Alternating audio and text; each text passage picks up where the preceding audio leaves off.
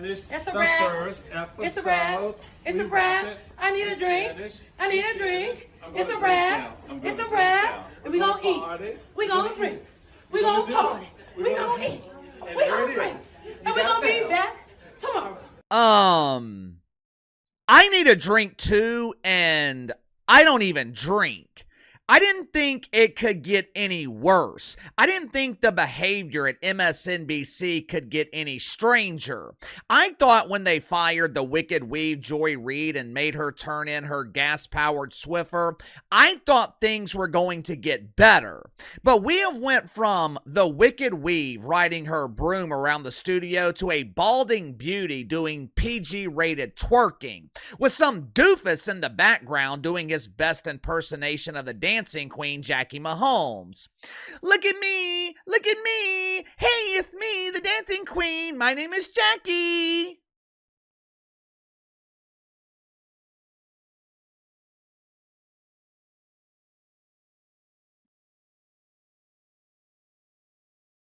Ladies and gentlemen, what you just witnessed was two of the faces of the new and improved MSNBC celebrating after their debut episode. Correct me if I'm wrong here. I thought MSNBC was a network that was dedicated to diversity. I thought MSNBC was a network that was dedicated to inclusion. With that being the case, why does it seem like everyone at the network is bald? Could they not include people with actual hair?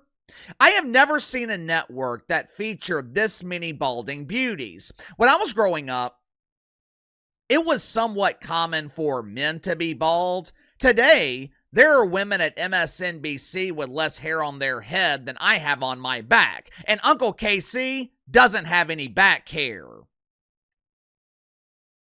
There's no denying the fact that we are living through a period of uncertainty right now. The woke media is telling anyone willing to listen, and judging by their recent ratings, hair is not the only thing becoming extinct at MSNBC. Their audience is too.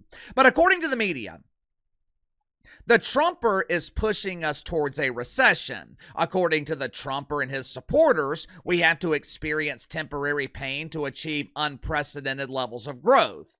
The Trumper is simply cleaning up the mess that was left by Johnny B. Biden and cackling Cam Harris. Now, to his credit, the Trumper warned us that there would be a period of transition, which is something that the mainstream media is conveniently overlooking. But either way, we are living through a period of uncertainty. We are 5 months into the year, or just over 4 months into the year, and this has been one of the most volatile years I have seen on YouTube. Normally, views, ad rates are pretty consistent. I know ad rates will be lower the first 3 months of the year. I can usually predict how a video is going to perform. I know average topics will pull 15, 20,000 views, and when a major story breaks, I know the video is likely to take off. But this year, I have no idea what the hell will happen. One week I'll have 500,000 views. The next week I'll have some videos struggling to eclipse 10,000. I'm very fortunate though, because I have so many of you guys that watch every single video. So I'm not as reliant on the algorithm and trends to survive. But there are a lot of creators who are really struggling right now. All you can do is ride it out and wait for the market to improve. But it's not just creators who are struggling. Cable news seems to be struggling as well. And it's about to get a hell of a lot worse for MSNBC, because Rachel Maddow has once again taken her $25 million a year salary and went home. Make sure to like and subscribe. You can follow me on Twitter at KC_BTL84.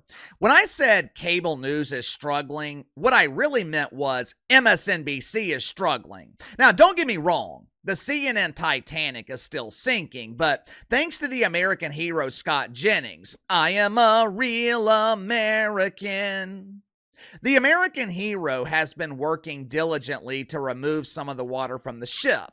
Unfortunately for MSNBC, they no longer have anyone they can rely on because Rachel Maddow has returned to her preferred part-time status. And by part-time, I mean Rach is back to working one night a week. During the final week of April, MSNBC was the only network to experience declines across the board. Even CNN was able to post modest growth in overall viewership. Not MSNBC, though. No, no, no, no, no! Why would MSNBC want to grow when they need declining ratings as an excuse to lay off more woke welfare collectors? Last week, MSNBC averaged 577,000 viewers during the day, with 55,000 in the key demo. That is a decline of 9 and 5%. To make matters worse, MSNBC was once again beaten by CNN in the key demo. During prime time, MSNBC averaged just over 1 million viewers with an abysmal 88,000 in the key demo, which is a decline of 14 and 12%. And like I said, it's about to get worse. Even though they are paying her $25 million a year, MSNBC no longer has Rachel Maddow to rely on. Unlike Caitlin Collins, Katie Roo! Unlike the girl named Rue who is tanking the primetime lineup at CNN, Rachel Maddow was literally carrying the lineup at MSNBC. And I'm starting to wonder if Rachel Maddow is getting closer to full-time retirement. Recently, Rach was interviewed by People magazine. She claimed that MSNBC would be better off without her because they were replacing her with Little Red Riding Hood Jen Psaki. The Ginger has officially left the dojo that she runs with her husband, Oroku Saki, better known to fans of the Ninja Turtles as Master Shredder. It's a fitting name because Jim will damn sure be shredding viewership in prime time. But according to Rachel Maddow, MSNBC will be better off without her because Jen knows how to talk to the people. I'm a weird little hermit. I'm not good at interacting with people. I'm great with my staff, but MSNBC fired my entire staff. My people are gone and so am I, damn it. Good luck without your only star. Believe it or not, I can actually relate to what Rachel Maddow was saying. I'm not all that great interacting with people. I'm great with people that are close to me. I'm decent interacting with strangers, but people that I know but I don't really know, if I run into someone that I haven't seen in years, I don't like it. I don't like the small talk. I don't like the weird questions. What have you been up to? Where have you been? I've been hiding from conversations like this. But Rachel Maddow is wrong. MSNBC is not better off without her. Hell, MSNBC has been struggling the last 3 months with her. And reading between the lines, Rachel Maddow is not coming back. She will continue to be on one night a week, but how long is that sustainable? How long can MSNBC pay her $25 million a year to work one night a week in prime time? They've already fired her entire staff. They have been laying off people all year because they're losing revenue. From what I can tell, Rachel Maddow doesn't seem like she even wants to work one night a week. I don't think she would be devastated if MSNBC decided to cut ties. The question is, how long will it be before that happens? Let me show you a couple of examples as to why MSNBC is struggling. For the most part, CNN is still a polished turd, but at least CNN has one star at the network that normal people can relate to, Scott Jennings. MSNBC doesn't have that same luxury. They replaced the Wicked Weave Joy Reid with an even balder Simone Sanders. They are replacing Rachel Maddow with Jen Psaki, which, to their credit, the Ginger has a hell of a lot more potential than Alex Wagner. The problem with Jen Psaki, She lacks credibility. This is the same Jen Psaki that spent the last 3 or 4 years covering for Johnny B. Biden. Now, in this first clip, you're going to see some doofus at MSNBC claim that Ukrainians are more American than Americans.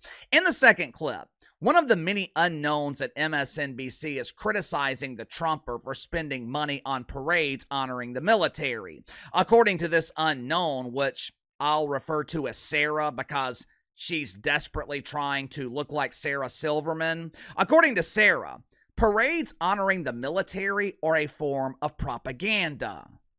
Watch for yourself.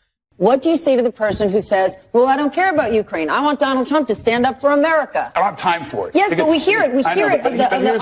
Here's the thing. Where did you grow up? Did you grow up in a place where you thought the Russians were the good guys? What part of America did you grow up in where they taught you the Russians were the good guys and our allies were the bad guys? That's the flip here that we need to continue to remind people. The Russians are the bad guys. The Ukrainians are the noble good guys. In some ways, they're more American than we are. In other countries that have experienced this kind of democratic backsliding or full-on transition to authoritarianism, have we similarly seen a rollback of the safety net, maybe to spend more money on propaganda like military parades?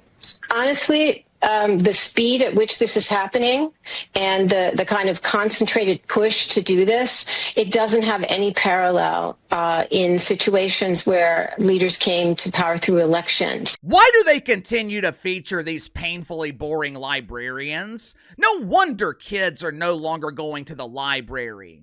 Honestly, the speed at which this is happening... Oops, my glasses fell off. I can't read my next line. Threat to democracy. Modern day Adolf.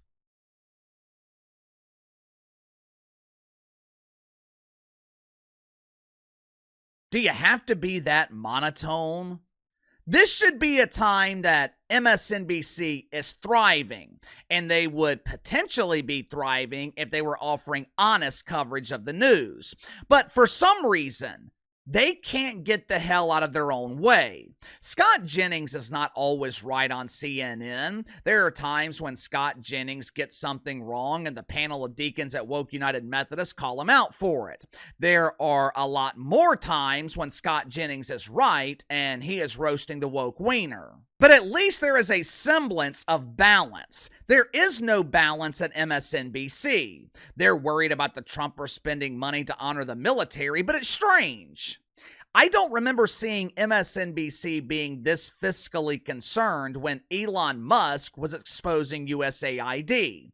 I don't remember their complaints when it was revealed that the government was giving taxpayer money to the Associated Press or the BBC. But when it comes to honoring the military, that is no bueno. They better hope that Jen Psaki becomes a big star, because the only star at the network just left the building, and it could become permanent very, very soon. But give me your thoughts on this. Could Rachel Maddow's days at MSNBC be coming to an end? I think the only reason she has been sticking around is just to help out the network. Problem is, I don't know if MSNBC can continue to justify her salary. Could Rachel Maddow be on her way out permanently? Let me know. Sound off in the comments below. I'll see you guys later.